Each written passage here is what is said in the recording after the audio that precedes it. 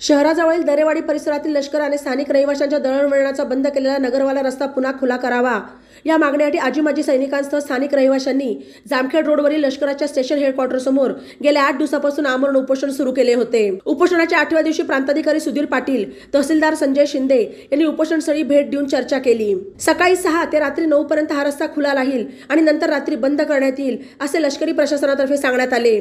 त्यानंतर उपोषण मागे घेण्याचा निर्णय घेण्यात आल्याची माहिती बॉबी सिंग बाजवा यांनी दिली। यावेळी दरेवाडीचे उपसरपंच अनिल करांडे आणि ग्रामस्थ उपोषणकर्ते, प्रहार सैनिक कल्याण संघाचे अध्यक्ष विनोद सिंग परदेशी, सैनिक महासंघाचे राष्ट्रीय अध्यक्ष ॲडव्होकेट संजय शिरसाट, संजय निमसे, अशोक चौधरी, वसंत दहातोंडे, पुष्पा मुंडे, राहुल तापकिरे, मोहिनी नन्नवरे, मंगल निमसे, कमल अन्सारी यांच्यासह आजी माजी सैनिकांचे कुटुंबीय, स्थानिक रहिवासी उपस्थित होते। दोन्ही अधिकाऱ्यांपुढे उपोषणकर्त्यांनी आपली भूमिका मांडली। यानंतर प्रांताधिकारी पाटील, तहसीलदार शिंदे, दरेवाडीचे उपसरपंच अनिल करांडे, माजी सैनिकांचे प्रतिनिधी यांनी लष्कराच्या स्टेशन हेडक्वार्टरमध्ये एडीएम कमांडर यांच्याशी चर्चा करून रस्ता खुला करण्याची मागणी केली। सदर मागणी मान्य करण्यात आल्यानंतर आंदोलन मागे घेण्यात आले।